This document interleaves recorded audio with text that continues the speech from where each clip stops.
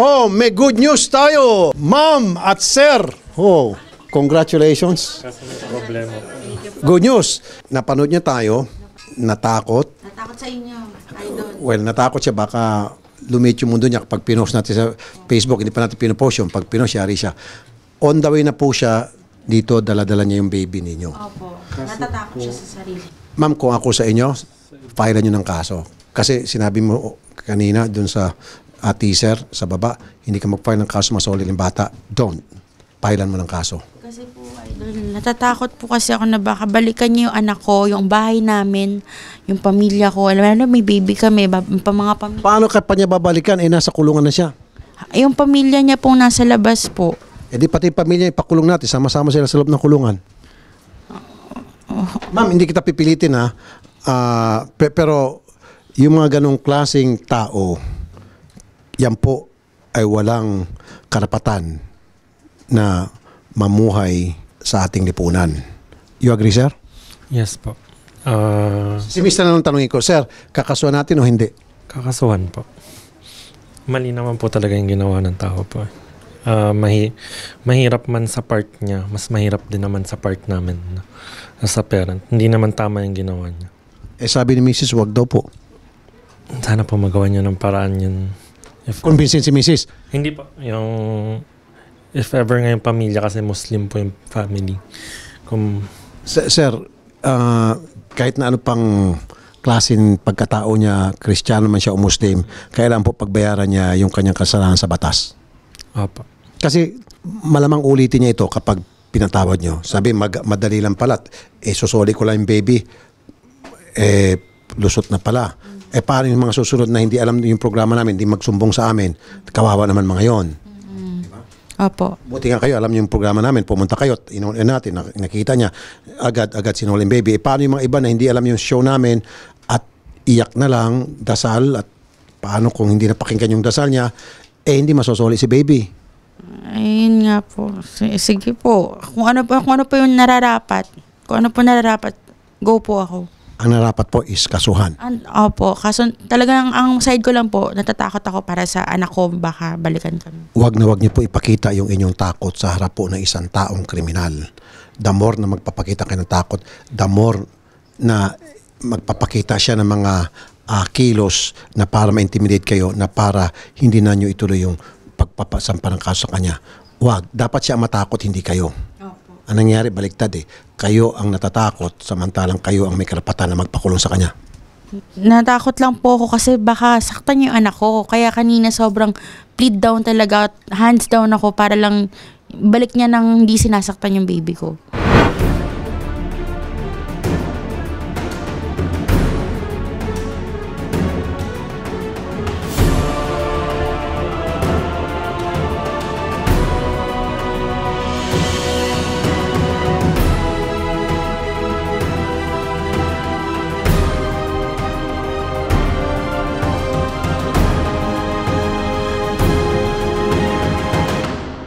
Ano pong nangyari? Binabalik ko po yung baby. Ba't mo kasi kinuha? Natakot po talaga ako, sir. Kasi nga, nag-ano sila, after 1 hour po, na nakita ko po, nag-post po sila. Hindi ka, ba't mo tinakas? Natutulog daw sila galing sa work. And then pagising nila, alas 2. Eh kita sa CCTV, patay mali siya kapal. Diretso-diretso yung lakad mo. Nalito po ako sa tindahan, nag-load din po ako. Si ma'am din po Eh bakit pumunta ka ng Bistamol nang walang paalam? Kasi nga, sabi nga ni sir yung tatay niya, kapag ka pupuntang Bistamol, okay po. Okay, sige po. Sigurado yan, kakausapin natin siya mamaya, ha?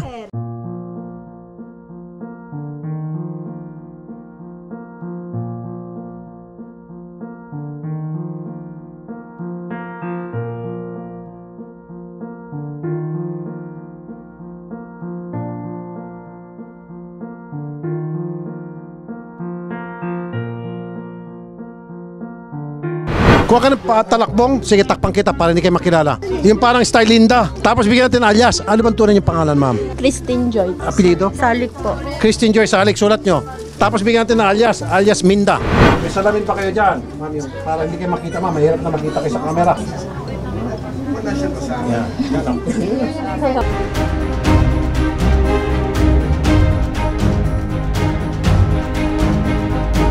Ito po yung may kinalaman doon sa kidnapping case na nag-viral. po ngayon, idol. Andito na po, sinurrender sa atin yung baby.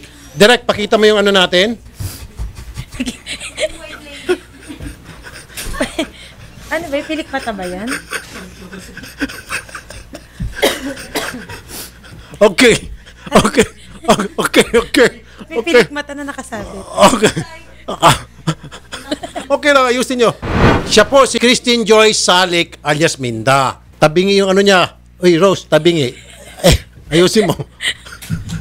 Yeah.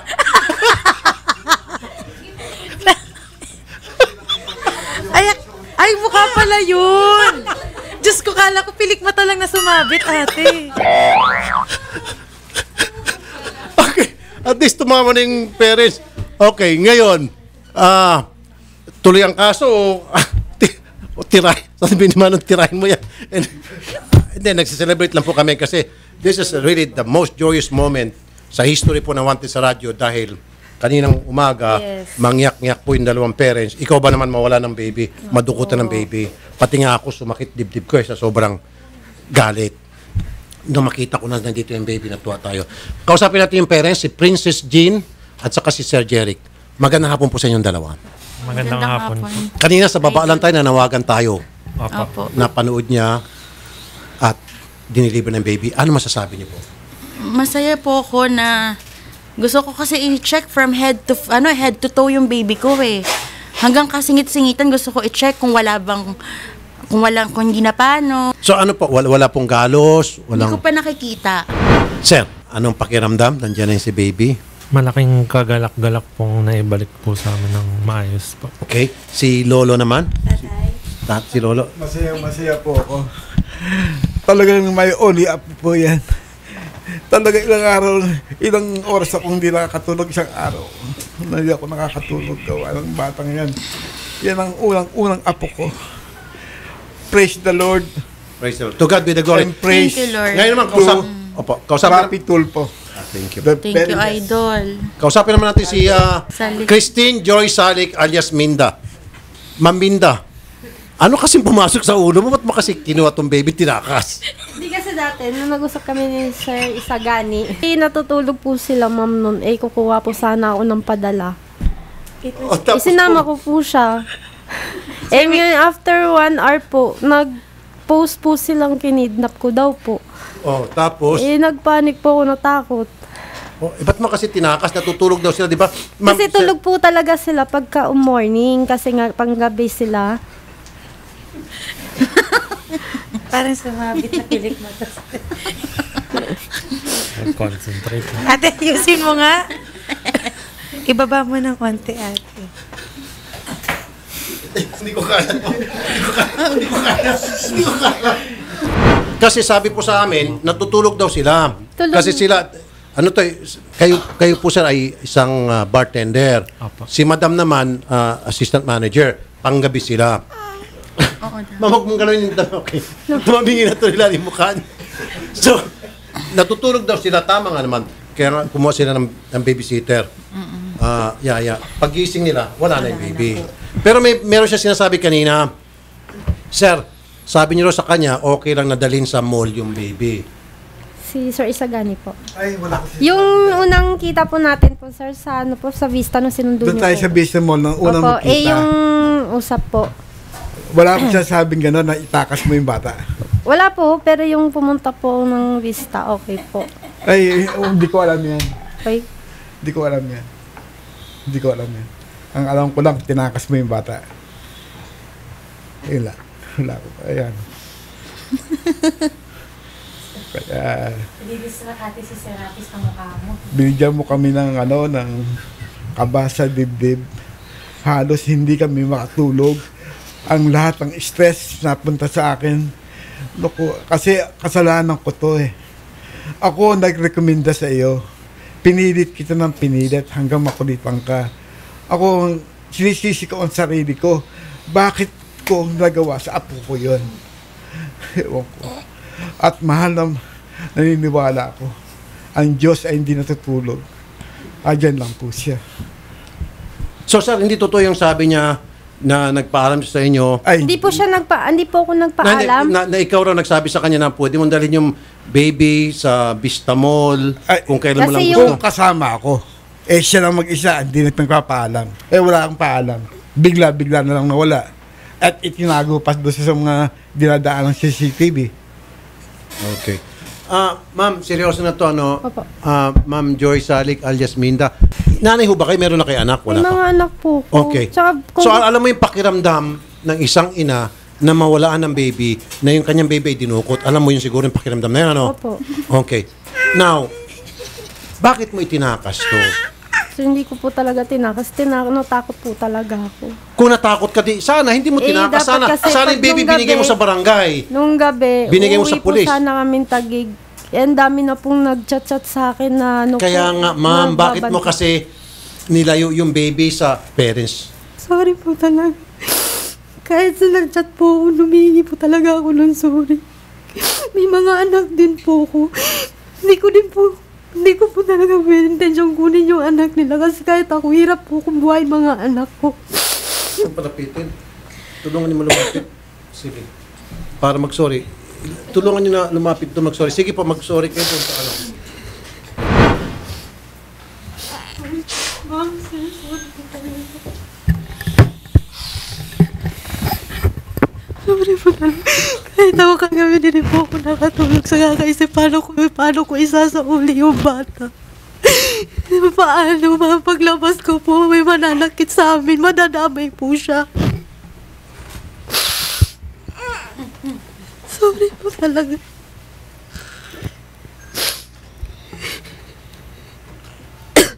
Ma'am, anong gusto niyo sabihin?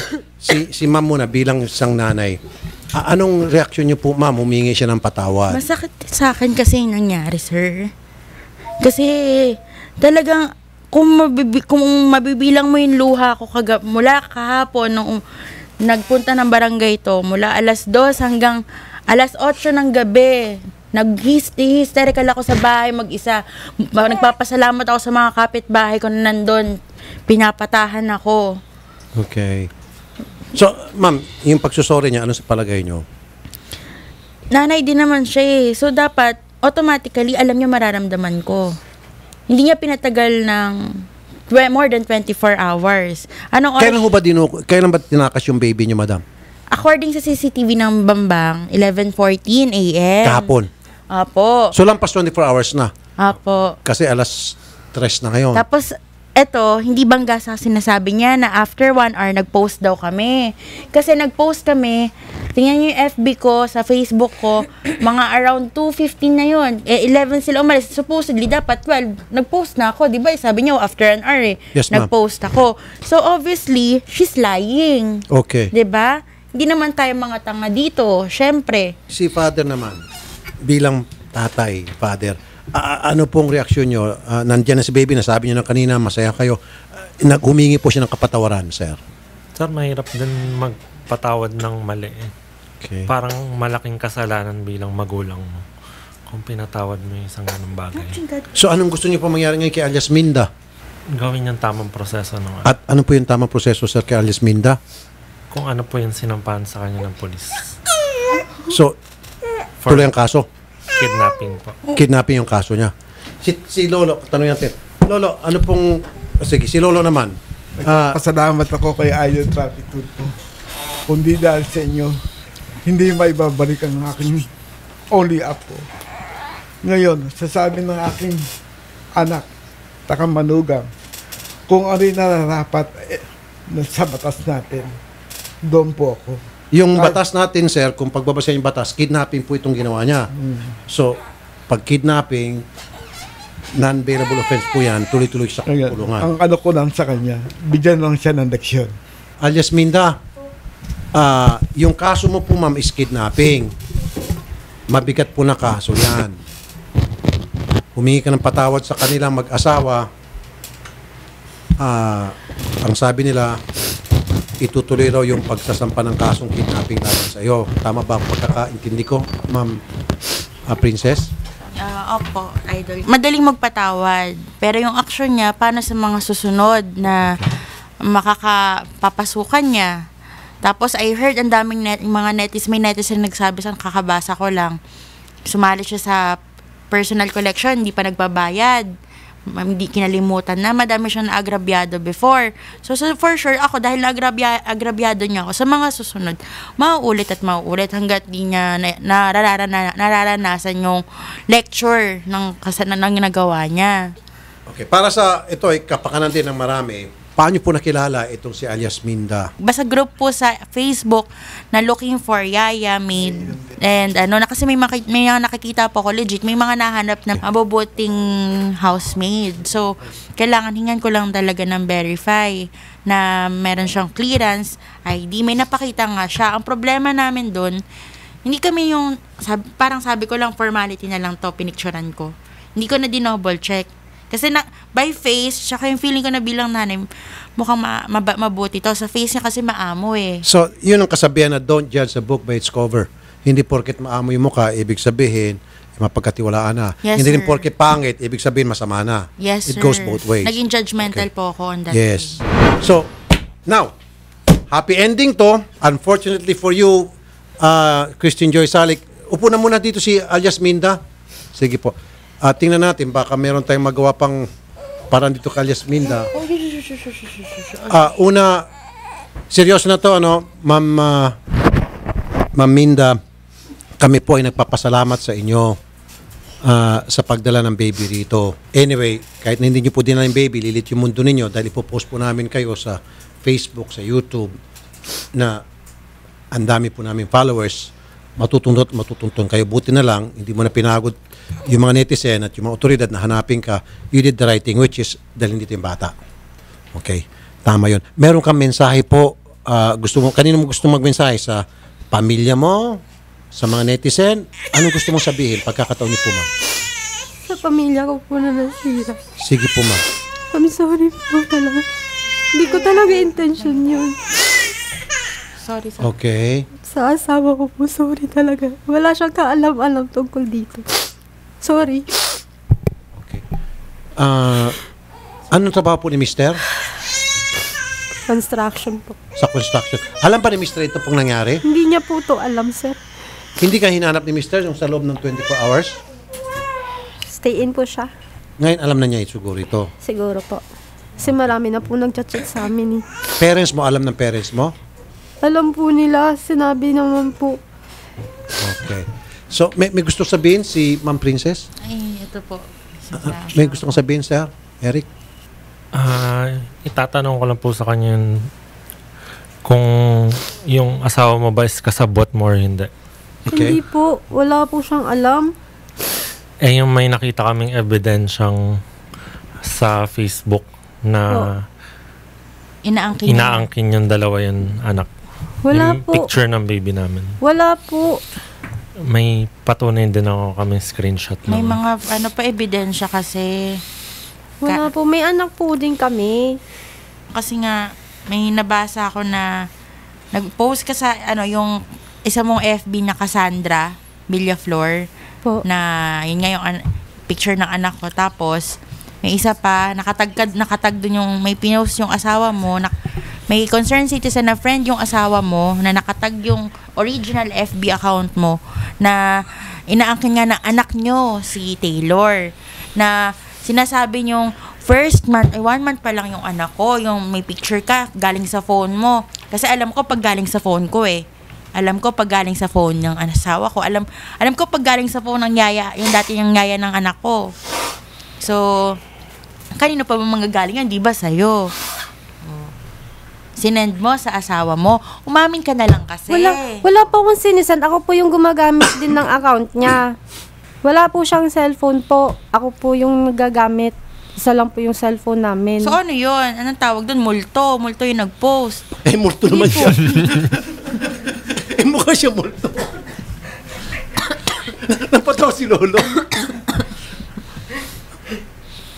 Ma'am, ito ng pagkakataon kung Casper the Friendly Ghost daw, sabi nila.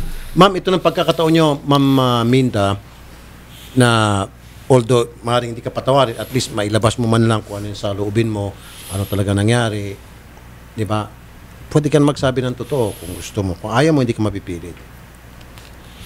Yun lang po talaga. Wala pong alam asawa dito. Sorry sa kanya kasi kahit siya nadadamay po. Yun lang po. Wala ka dapat bang pagbebentahan sa bata? Hindi po. May mga anak din po ako. Konsensya po ako. Ano yung nakita niyo po, ma'am, Princess, na nakapost sa Facebook? Opo. Pinost po yung baby niyo? Hindi po galing sa cellphone ng Yaya Angie. Yun, Kaya nga pa, dati yan. anong caption doon? Bakit pinost? Ano wrong Anong reason? caption nun? Ba't Anak pinost? nila. Pinalabas na anak nila? Hindi po, Mana may daw anak sa po kami. May anak po kami. Tsaka yung naka-profile dun po. Picture po talaga ng anak namin yun. Hindi po Hindi, may crib ng post anak mo. sa wall ng Facebook na picture ng baby namin tapos nakalagay manang-mana sa mami na ang nag-post tatay. So parang inaangkin niya sa talaga wall. na anak niya. Okay. Sige. Kung hindi ka lang siguro natakot, di ka pupunta rito. Yun Hindi lang po talaga. talagang ibabalik ko po siya kasi nga, yung nga, gaya nga hindi na ako makaalis ng bahay kasi natatakot na baka biglang may manakit sa akin. Pati siya madadamay. Bakit pagising namin, naka-deactivate na yung dummy account mo, tsaka di ka na Hindi namin po yung dummy matawagan. account.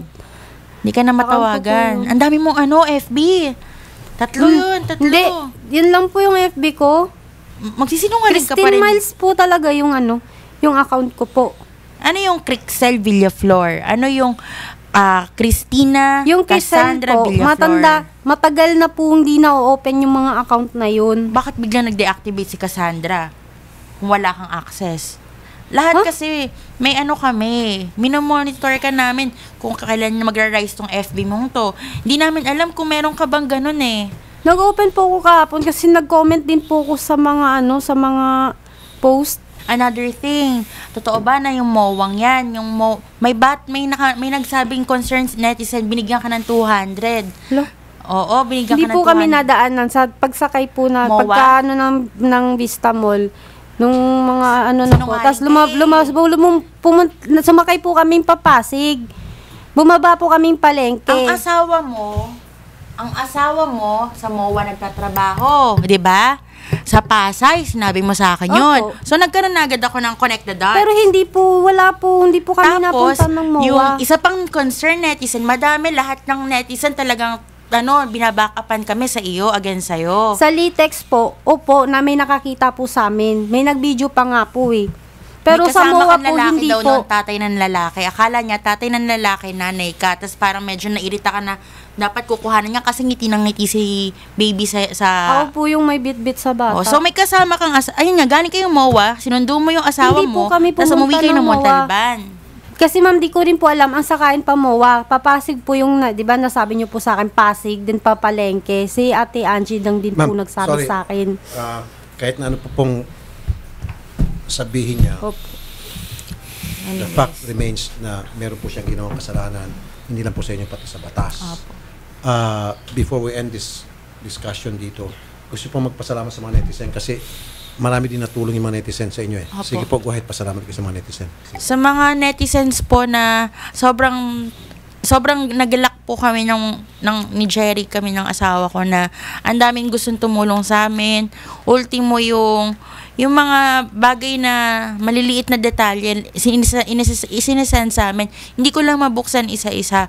Tapos yung mga malalapit naming kaibigan na talaga nag-effort para tulungan kami makarating dito sa Tulfo, pumilaw ng maaga para lang makapasok kami dito. Sa professor ko na unexpected na, ayun nga, na-air sa ibang stasyon. Yung mga panawagan namin, maraming salamat. Tsaka sa pamilya ko na very supportive, lalo na sa daddy ko na nandyan talaga. At lalo na sa pagiging calm ng asawa ko na kaya namin to. At syempre lalo na sa iyo, idols. Talagang, kung hindi dahil po sa inyo, hindi po talaga namin makikita yung anak namin. Alam niyo ma'am kung saan nanggaling lahat ng mga pangyayaring ito at naging successful at na-achieve namin yung dapat ma-achieve. First of all, yung nasa taas. Yes po. Pero marami kasi nagtatanong, ano bang meron sa Raffy Tulfo in Action at bakit mabilis ang naging resulta sa mga problema inilapit, especially sa ganitong mga kaso? It is what we call the power of the netizens. Kaya mga netizens, dahil po sa inyo, nandito kami. Kung wala po yung mga netizen, wala pong Raffy Tulfo in Action. Promise, totoo po yan. Hindi ako nagbibiro. Kaya ako po'y sumasalud sa mga netizen. Talaga, sabi mga concerned netizen, these are the people who made things possible like what we have right here, right now. Yes, I Ang kinakatakutan niya, hindi naman ako eh. It's not me. Takot siya sa mga netizens. Pinaliit ng mga netizens ang mundo niya. So, ako po'y sumasalud sa mga netizens tulad ng sinabi nung si Mami dito. Nagpapasalamat sa mga netizen. Keep up the good work. Palagi ko tayo sana mag-collab mga netizen. Palagi tayo magtulungan para ma-achieve natin one goal, which is to solve the problem of the society. More power to all of you. To God be the glory. Okay? Alam ko po na itong nagawa ninyo mali at irreversible, unfortunately. Ano yung sabihin ng irreversible? Hindi na ho natin maibabalik sa sitwasyon na kung saan kayo po ay nasa laya at maayos po kayo nakagalaw, nakapunta kung saan-saan. May posibilidad po na kayo po ay makakasuhan. Handa na ho ba kayo kung sakali man kayo po ay maaresto sa araw na ito? Ilan bang anak niyo, madam? Ilan po anak niyo? 5. Ilan taon po yung mga bata? Sa mga anak ko. 5 pong anak niyo, ma'am. Opo. Okay, kung 5 po yung anak niyo, ba't ho kayo nakialam ng baby ng may baby? Hindi po Ibang talaga baby. intention, sir. Hindi po talaga intention, sir. Hirap nga po kami buhay yung anak ko. Magdadagdag pa po ba ako? Hindi po. So walang sa intention niyo po na. Wala po talaga. Pero bakit pinaabot niyo po ng 24 hours?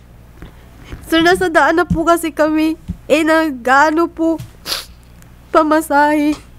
Kaya nga ma'am, ba't ka kasi umalis ng bahay? Di ba bilang babysitter, dapat kayo po ay nasa bahay lamang ng inyong amo. Akala ko po kasi, sir, saglit lang ako doon. Nawili din po kami maglilibot-libot. So ang intention niyo po maglibot-libot Opo. lang. Pero doon po sa CCTV, parang hindi po yung intention niyo, parang may intention ko kayo itakas yung baby. Kasi nung Hindi umpisa, po. medyo Sir. lumis ka muna, tumago ka ng saglit, tumingin-tingin ka, tapos after that, May lumabas ka. tindahan po kasi yung pag-stop po doon, Ito, sir. tingnan ko nga rito. May tindahan po dyan. Nagtanong po ako kung may load po ba silang globe. Ang Okay. sabi po wala. Okay. Tapos, Pumunta po akong labasan. Malapit lang din po doon. okay. Tapos, ma'am. Doon po ako nakapagpa-load. Okay. And then, Kasi syempre po mainit po.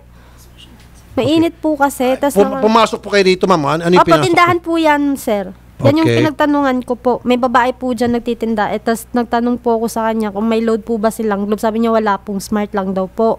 Okay. So, ngayon, umalis ka, hindi na nakita ng CCTV, saan ka sumunod na pumunta?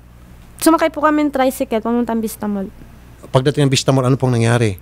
Naglilibot po. Kumuha po muna ng pera, tapos naglilibot po. Okay. Pagkatapos libot, banti kayo bumalik din. Kasi di ba may load na po ako. Nag-ano ko ng Facebook po. Okay. Maya po, nakita ko pong na-wanted po ako. Marami pong natakot po ako. Kasi syempre, yung... Di ba, ma'am, kapag na-wanted kayo at sa feeling ninyo, sandali, ma'am, na inosente kayo, dapat lalo kayong lulutang sabihin, hey, hindi naman talaga hindi ako lukulukong tao. Matinong tao ako, ito yung baby nyo. Oh. Yun po yung mali ko dito. Kasi pagtago nyo, meaning talagang meron kayo masamang intensyon. Wala po talaga. Ma'am, maaaring nga nagsasabi ka na totoo, who am I to judge you? Ano po? Okay, seryosong usapan na to. Pero meron kayong problema doon. Opo. Tanggap ko naman po. Di ba? Parang sinasabi nyo, ignorante po ako sa batas. Hindi ko alam na mali na palang ginagawa ko, pero may kasabihan, ignorance of the law excuses no one. Yun po pagbabayaran yun, unfortunately. At least, ito po yung magbibigay aral sa lahat ng nanonood. May mapupulutang aral po dito. Kung sakali magsasabi ka ng totoo, natakot ka. Okay? Kung natakot ka, palagi po ninyo isipin na nandiyan po yung mga otoridad na siyang magsasalba sa inyo kung sakali nalagay kayo sa alanganing sitwasyon. Whether it is against you or it's in favor of you. You go to the authorities and tell them exactly ano yung nangyari. Tulad nito, pinagbibintangan ka na ikaw ay nag-snatch ng baby na hindi naman totoo. Pumunta ka sa mga pulis, sabihin mo yung totoo. Kakampi mo yung mga pulis. Ayaw mo sa pulis, punta ka sa NBI. Punta ka sa barangay. Yun po yung mali ko. Now, meron lang akong isang talong, ma'am. Nag-post ka ro sa sa Facebook mo at inaangkin mo na yung baby. Sabi Hindi mo, po, sir. manang-mana kay mami. Hindi po, sir. Ang picture po ng profile pic po ng anak namin yun. Hindi, anak nila. Siyempre, alam nila yung picture ng anak nila. Meron daw sa profile, Wala. FB, na sabi, manang-mana kay mami. Baby nila yun, siyempre, alam nila, baby nila yun, ma'am. Ikaw naman. Sir, wala po talaga akong post na ganun. Sabi po ng nanay, di ba kanina, si Ma'am Princess? Di ba? Alam ba Wala po magsisinungaling yun? Wala po talaga, sir, kasi ang account ko po is Christine. Yun lang po yung isang... Kaya nga ma'am, meron silang nakitang post doon sa Facebook. Nakita nila yung baby nila nandoon. Na at sa caption doon, na manang-mana talaga kay mami. Which is, ikaw nga yun. Ikaw yung mami doon. Kasi picture mo yung doon, yung nakabalanda. Wala nga lang takip yung picture mo doon. Hindi ka tulad ngayon. Di ba? Kaya kilala ka. Ma'am, bago ka namin i-turn over sa mga kinaukulan, meron kang gustong sabihin, madam? Sorry po. Sorry po sa lahat. Okay. Tsaka sa asawa ko po, sorry po. Nadamay po sila, pati magulang ko. Sorry. Alright. Sa muli, ma'am, ako'y nagpapasalamat sa inyo at dinala niyo po ito yung bata. And also, I would like to apologize to you because there's nothing I can do to help you. Much that I want to help you. Base po sa inyong mga paliwanag, whether you're telling the truth or not, the fact na dinala mo rito, nagtiwala ka sa amin, ako po'y natutuwa sa tiwalang yan. Pero there's nothing I can do to help you now. Opo. Okay, ma'am? Opo. Salamat po, ma'am, at good Salamat luck. din po. Good luck po, madam. Now, isa na lang po. Kung dumating yung point, dahil nawalan po ng nanay ang mga anak mo at yung tatay mo, at yung tatay ng mga bata ay naghihirap, tutulong po ako sa mga bata while you're in jail. Promise po. Financial, bibigyan ko ng tulong sa mga anak mo. Kasi wala namang kasalanan yung mga bata eh. Okay, ma'am, bibigay ka ng mga panggata sa anak mo. Okay? Promise yan. Okay. Alang-alang po sa mga anak niyo, tutulong ako. Financial. Pero doon po sa court case ninyo, hindi po ako may kialam. Nandiyan naman po yung PAW. Okay, ma'am? Opo. Kinaklaro ko lang po talaga, wala pong kinalaman asawa ko. Wala po. Sige po. Sabihin nyo.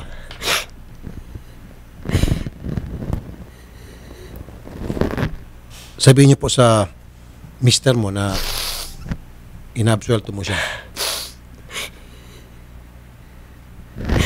Salam, sorry. Wala. Alam ko wala kang kasalanan pero nadadamay ka.